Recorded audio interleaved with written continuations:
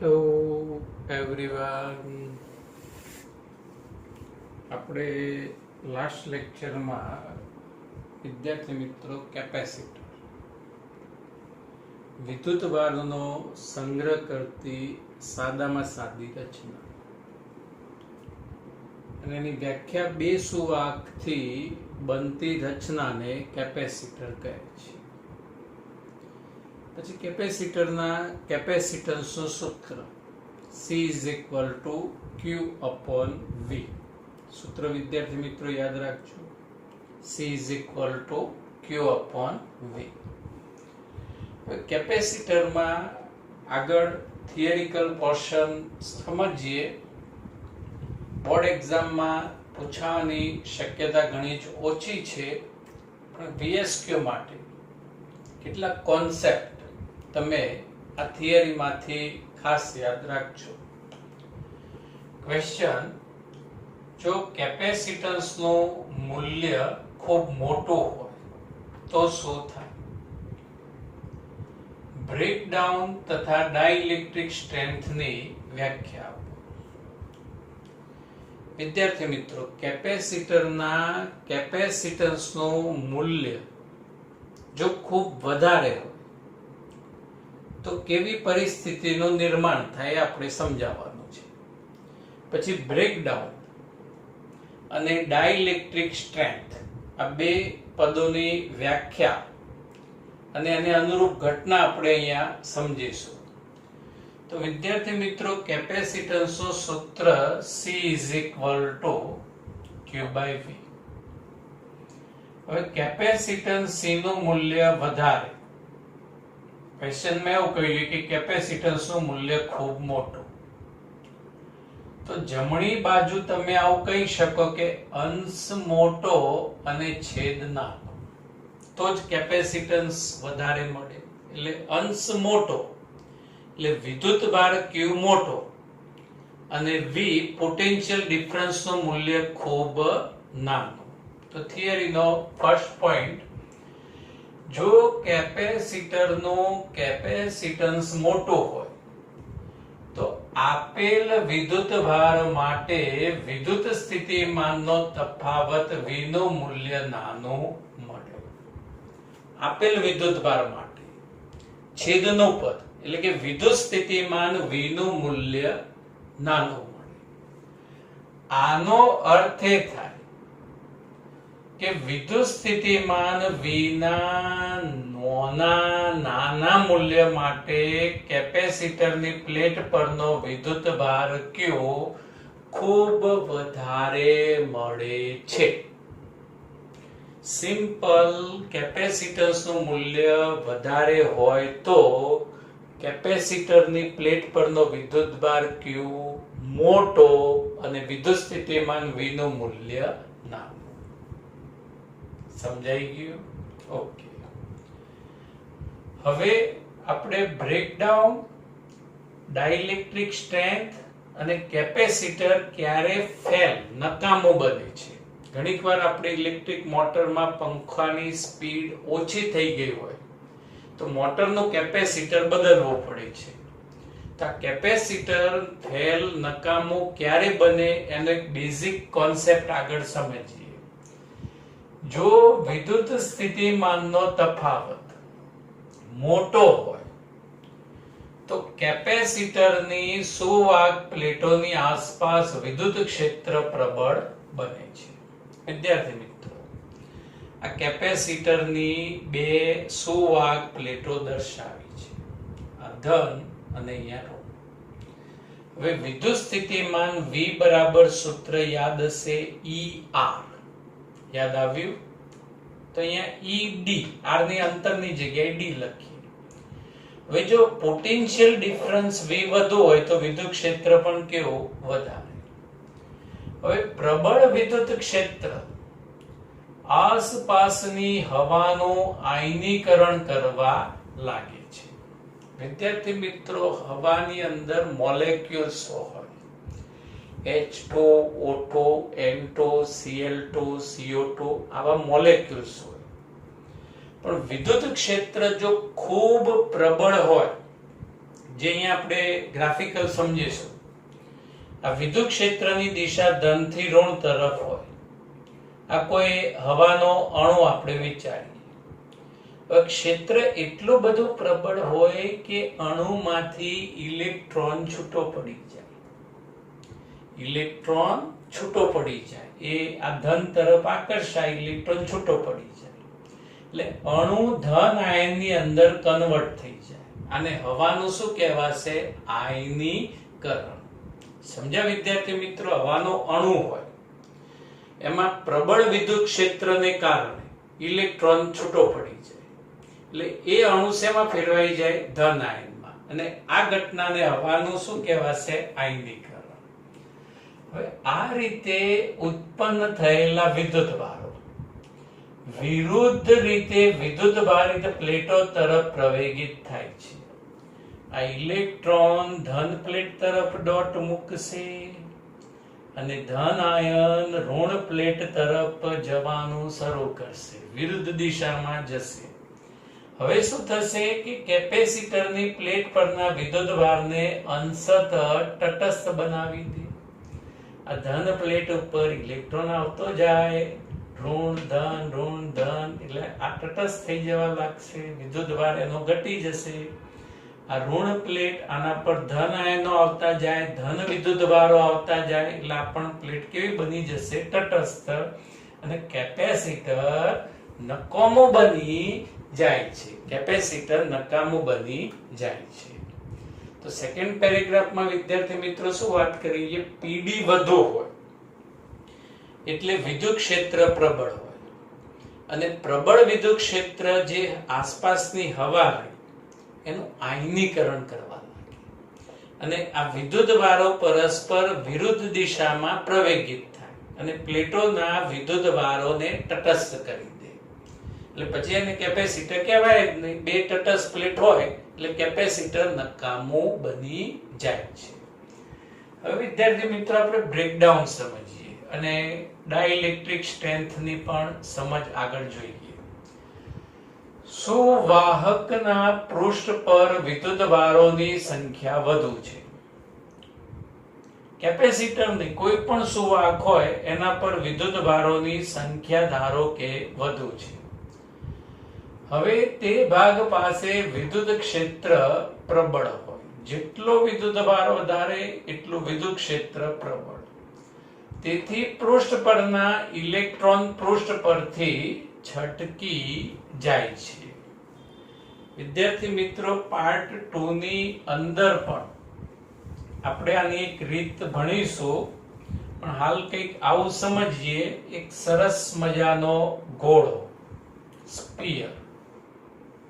હાલ આ પોઈન્ટ સમજવા માટે, જેના પર વિદ્યુતભારોની સંખ્યા ખૂબ ખૂબ ખૂબ ખૂબ ખૂબ વધારે, એટલે એની આસપાસ વિદ્યુત ક્ષેત્ર પણ પ્રબળ. વિદ્યુત ક્ષેત્ર પણ પ્રબળ.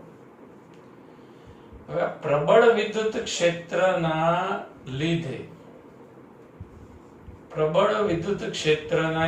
આ એક સુવાહક અને અહીંયા બીજો એક સુવાહક વિચારીએ, જેના પર ઋણ વિદ્યુતભાર લઈએ. ઋણનું ક્ષેત્ર અંદરની તરફ હોય. હવે આ પ્રબળ વિદ્યુત ક્ષેત્રને લીધે આ જે સુવાહક એની પૃષ્ઠ પરના ઇલેક્ટ્રોન રહ્યા એ અહીંયા ધમાધમ જતા રહેશે. પ્રબળ ધનના કારણે ખેંચાઈ જશે. તો આ ઘટનાને ડાઇલેક્ટ્રિક બ્રેકડાઉન કહે છે. આ વસ્તુ અહીંયા બી સમજી શકાય વિદ્યાર્થી મિત્રો. અહીંયા જે ઇલેક્ટ્રોન્સ હશે એ આ પ્રબળ ધનના લીધે ટપોટપ જમ્પ મારશે બધા, એટલે અહીંયા ઝીરો વિદ્યુતભાર થઈ જશે અને અહીંયા ધન પ્રેરિત થાય એટલે અહીંયા બી ઝીરો, કેપેસિટર નકામું. અને આ ઘટનાને શું કહેવામાં આવશે? ડાઇલેક્ટ્રિક બ્રેકડાઉન કહે છે. અને આ ઘટનાને કોરોના ડિસ્ચાર્જ પણ કહે છે. ટૂંકમાં સુવાહક પર ઘણા બધા વિદ્યુતભાર હોય, પ્રબળ ક્ષેત્ર હોય જેને કારણે પૃષ્ઠ પરના ઇલેક્ટ્રોન્સ બહાર ખેંચાઈ આવે, આ ઘટનાને ડાઇલેક્ટ્રિક બ્રેકડાઉન અર્થાત કોરોના ડિસ્ચાર્જ કહે છે. ડાઇલેક્ટ્રિક સ્ટ્રેન્થ સમજો વિદ્યાર્થી મિત્રો. ડાઇલેક્ટ્રિક માધ્યમ બ્રેકડાઉન થયા સિવાય જે મહત્તમ વિદ્યુત ક્ષેત્રનો સામનો કરી શકે તેને ડાઇલેક્ટ્રિક સ્ટ્રેન્થ કહે છે. સમજો વિદ્યાર્થી મિત્રો, આ કેપેસિટરના બે સુવાહક. કેવા? બે સુવાહક. સારા વાહક હોય એને સુવાહક કહેવાય, સારી કન્યા હોય એને શું કહેવાય? સુકન્યા. અને સારો વર હોય તો શું કહેવાય? જાતે જવાબ આપજો. હવે અહીંયા માધ્યમ છે હવા, અને હવા એ અવાહક માધ્યમ છે એટલે એને ડાઇલેક્ટ્રિક માધ્યમ કહી શકાય. પછી અહીંયા વિદ્યુત ક્ષેત્ર આપણે ઇન્ક્રીઝ કરતા જઈએ, વધારતા જઈએ. અહીં વિદ્યુત ભારો વધારતા જાવ એટલે વિદ્યુત ક્ષેત્ર વધતું જાય. હવે વિદ્યુત ક્ષેત્ર એટલું બધું પ્રબળ બની જશે કે અહીંથી ઇલેક્ટ્રોન જવ કરતો હોય, ઉડવાની તૈયારી કરતો હોય, જવ કરતો હોય, પણ જશે નહીં. એટલે કે બ્રેકડાઉન થશે નહીં. તો આ મહત્તમ વિદ્યુત ક્ષેત્રને ડાઇલેક્ટ્રિક સ્ટ્રેન્થ કહે છે. વ્યાખ્યા સમજાઈ? ડાઇલેક્ટ્રિક માધ્યમ માટે બ્રેકડાઉન થયા સિવાય જે મહત્તમ વિદ્યુત ક્ષેત્રનો ડાઇલેક્ટ્રિક માધ્યમ સામનો કરી શકે તે મહત્તમ વિદ્યુત ક્ષેત્રને ડાઇલેક્ટ્રિક સ્ટ્રેન્થ કહે છે. એટલે ડાઇલેક્ટ્રિક સ્ટ્રેન્થ એટલે મહત્તમ ક્ષેત્ર કે જેમાં માધ્યમ, ડાઇલેક્ટ્રિક માધ્યમ એ બ્રેકડાઉન થયા સિવાય એનો સામનો કરી શકે છે. હવા માટે ડાઇલેક્ટ્રિક સ્ટ્રેન્થનું મૂલ્ય એક્સપેરિમેન્ટલી પ્રૂવ થયું છે 3×10⁶ વોલ્ટ પર મીટર. અને વિદ્યુત ક્ષેત્રના આ મૂલ્ય માટે ડાઇલેક્ટ્રિક સ્ટ્રેન્થ એટલે વન ટાઈપ ઓફ મહત્તમ ઇલેક્ટ્રિક ફિલ્ડ, વિદ્યુત ક્ષેત્ર છે. એટલે વિદ્યુત ક્ષેત્રના મૂલ્ય માટે કેપેસિટરની બે પ્લેટ વચ્ચેનો વિદ્યુત સ્થિતિમાનનો તફાવત D બરાબર 1 સેન્ટીમીટર લઈ લઈએ. આ બે પ્લેટ વચ્ચેનું અંતર 1 સેમી. એટલે E ની કિંમત 3×10⁶. ઓકે. D બે પ્લેટ વચ્ચેનું અંતર 1 સેમીમીટરમાં 10⁻². એટલે સિમ્પ્લિફાઈ શું આવશે?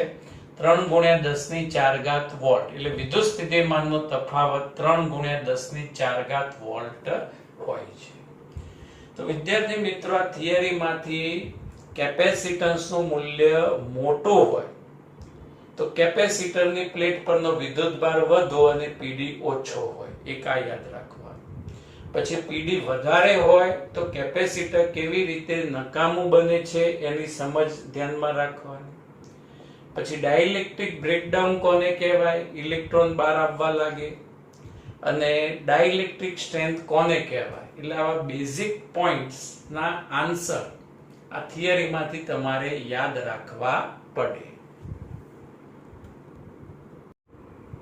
Next question is IMP for board exam. સમાંતર પ્લેટ કેપેસિટર કોને કહે છે અને તેના કેપેસિટન્સનું સૂત્ર તારવો. વિદ્યાર્થી મિત્રો, કેપેસિટરના મુખ્ય 3 પ્રકાર છે. એક પેરેલલ પ્લેટ કેપેસિટર, જે આજે એનું બેઝિક ભણીશું. પછી સિલિન્ડ્રિકલ કેપેસિટર, એડિશનલ એક્ઝામ્પલમાં એના કેપેસિટન્સના સૂત્રની સાબિતી આપીએ. અને સ્પેરિકલ ગોળીય કેપેસિટર. તો અત્યારે હાલ વિદ્યાર્થી મિત્રો સમાંતર પ્લેટ કેપેસિટર એટલે શું વ્યાખ્યા VSQ ની અંદર પૂછી શકાય. નામ પરથી જ વ્યાખ્યા આપણને યાદ રહી શકે. એકબીજાથી થોડા અંતરે રહેલી બે મોટી સમતલ સમાંતર વાહક પ્લેટોની રચનાને સમાંતર પ્લેટ કેપેસિટર કહે છે. એકબીજાથી થોડા અંતરે રહેલી બે મોટી સમતલ સુવાહક પ્લેટોની રચનાને સમાંતર પ્લેટ કેપેસિટર કહે છે. તો આ રીતે વિદ્યાર્થી મિત્રો એક સમતલ સુવાહક પ્લેટ અને અહીંયા બીજી સમતલ સુવાહક પ્લેટ. આ પ્લેટ ચોરસ, લંબચોરસ, ત્રિકોણાકાર, વર્તુળાકાર કોઈ પણ આકારની હોઈ શકે. કન્ડિશન એક જ કે બંને સુવાહક એકબીજાને સમાંતર પેરેલલ હોવા જોઈએ. હવે જે માહિતી રહી એ વિદ્યાર્થી મિત્રો પેમ્પલેટ્સમાં ડિસ્ક્રિપ્ટિવમાં આપીએ. આપણે અહીંયા ચર્ચા બધી કરીશું પણ લખ્યું છે એકદમ શોર્ટમાં. હવે ધારો કે બે પ્લેટ વચ્ચે માધ્યમ હવાનું છે. પ્લેટોના આડછેદનું ક્ષેત્રફળ એ 3 ડાયમેન્શનમાં વિચારીએ તો આ રીતે પ્લેટો 3 ડાયમેન્શનમાં વિચારાય. આડછેદનું ક્ષેત્રફળ એ અને બે પ્લેટ વચ્ચેનું અંતર d છે. હવે બે પ્લેટ વચ્ચેનું અંતર d અત્યંત નાનું હોવાથી આ ક્ષેત્રફળના કમ્પેરમાં બે પ્લેટ વચ્ચેનું અંતર નાનું હોવાથી બંને પ્લેટ પર વિદ્યુતભારની પૃષ્ઠઘનતા અર્થાત બંને પ્લેટો પર વિદ્યુતભારના મૂલ્ય સમાન ગણવામાં આવે છે. મિત્રો બે પ્લેટ વચ્ચેનું અંતર અત્યંત નાનું છે, ખૂબ નાનું, પણ અહીં ભૂમિતિ ઈઝીલી સ્પષ્ટ સમજી શકાય એટલે અંતર થોડુંક વધારે દર્શાવ્યું છે.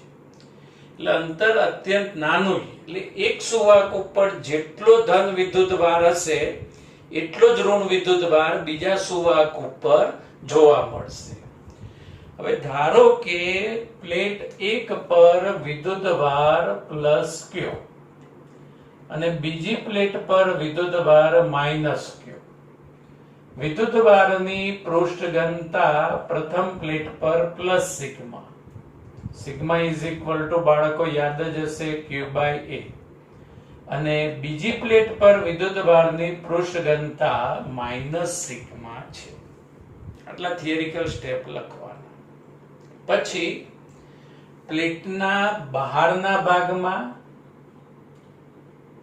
અને પ્લેટના અંદરના ભાગમાં વિદ્યુત ક્ષેત્ર આપણે શોધવાનું. વિદ્યાર્થી મિત્રો તો પ્રથમ આપણે ધન પ્લેટ ધ્યાનમાં લઈએ તો ધન પ્લેટનું વિદ્યુત ક્ષેત્ર એ બહારની તરફ હોય એટલે ધન પ્લેટના વિદ્યુત ક્ષેત્રની દિશા આ રીતે બહારની તરફ. હવે વિદ્યાર્થી મિત્રો ઋણ પ્લેટ ધ્યાનમાં લઈએ, એનું વિદ્યુત ક્ષેત્ર દર્શાવીએ તો ઋણનું વિદ્યુત ક્ષેત્ર કઈ તરફ હોય? અંદરની તરફ. તો અહીંયા ઋણનું વિદ્યુત ક્ષેત્ર અંદરની તરફ, અહીંયા વિદ્યુત ક્ષેત્ર અંદરની તરફ અને અહીંયા વિદ્યુત ક્ષેત્ર અંદરની તરફ.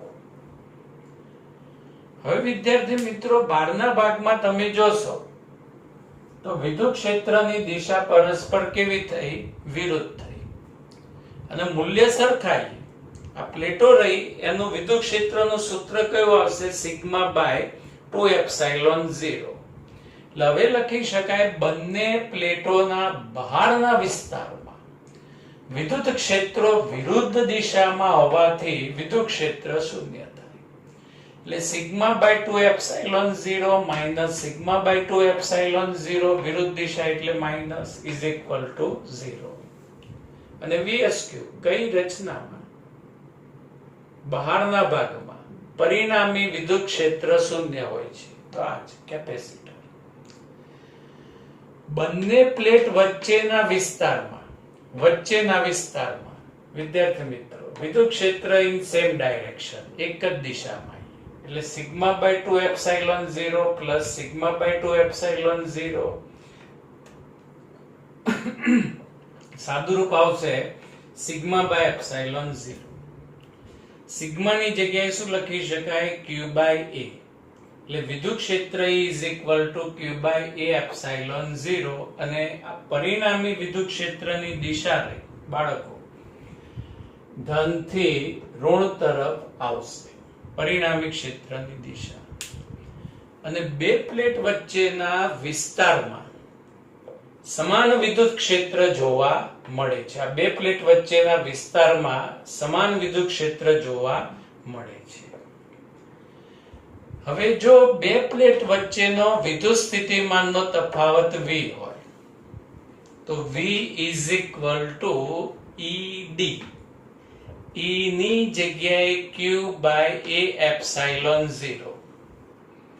હવે કેપેસિટન્સની વ્યાખ્યા C બરાબર q by v એટલે q by v is equal to c અને આ બાજુ પદ ગોઠવાશે epsilon 0 a upon d. સમાંતર પ્લેટ કેપેસિટરના કેપેસિટન્સનું સૂત્ર થયું. કયું સૂત્ર? C બરાબર epsilon 0 a upon d. સૂત્ર ખાસ યાદ રાખજો. અને લાસ્ટ લેક્ચરમાં આપણે ક્વેશ્ચન હતો કે કેપેસિટન્સ શેના પર આધાર રાખે છે તો આપણે આન્સરમાં શું લખ્યું હતું કે સુવાહકના માપ પર, આકાર પર, તેમની વચ્ચેના અંતર પર અને તેમની વચ્ચે રહેલા માધ્યમના પ્રકાર પર આધાર રાખે છે. તો હવે સેમ ક્વેશ્ચનનો આન્સર તમે આ સૂત્ર પરથી ઈઝીલી યાદ રાખી શકો. કેપેસિટન્સ C ચલે છે એ પરિમાણ પ્લેટોના આડછેદનું ક્ષેત્રફળ, પ્લેટનો આકાર અને માપ થઈ ગયું.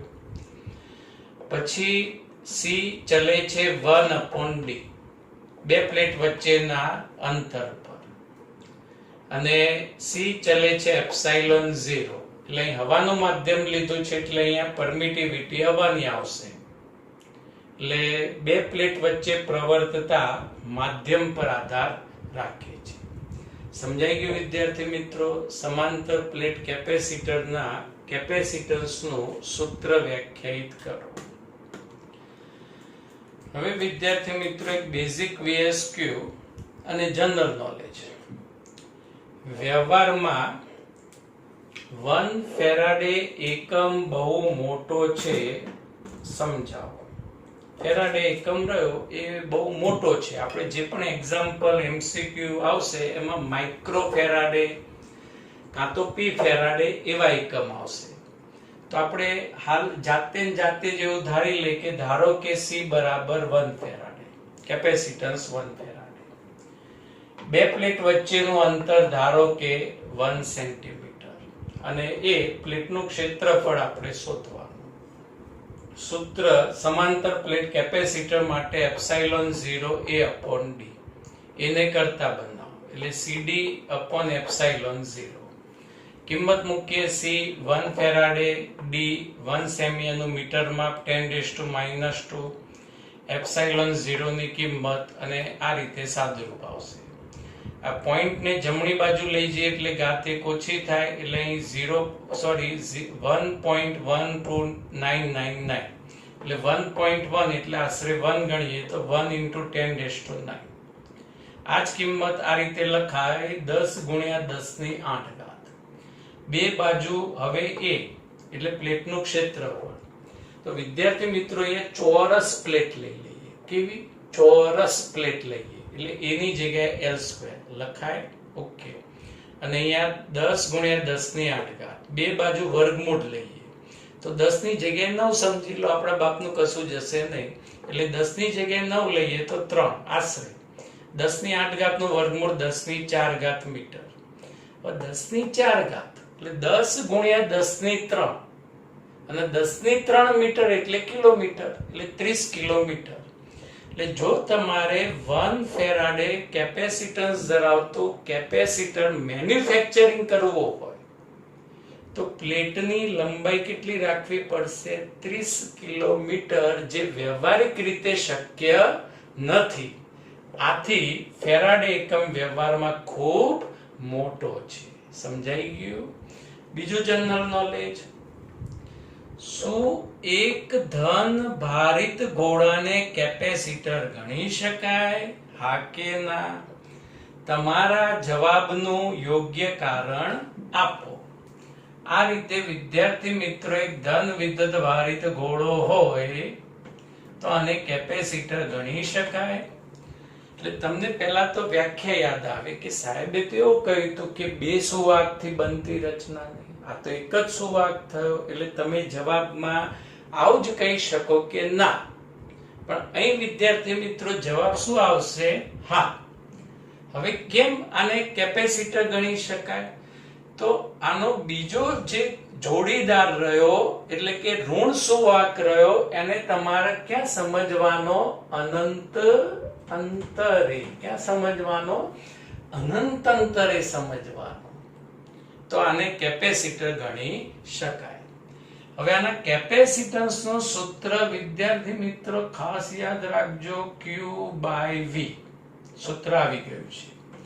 તો C = QV એટલે આ ગોળાની સપાટી પરનું વિદ્યુત સ્થિતિમાન કે Q/R. Q કેન્સલ એટલે કેપેસિટન્સ = R/K.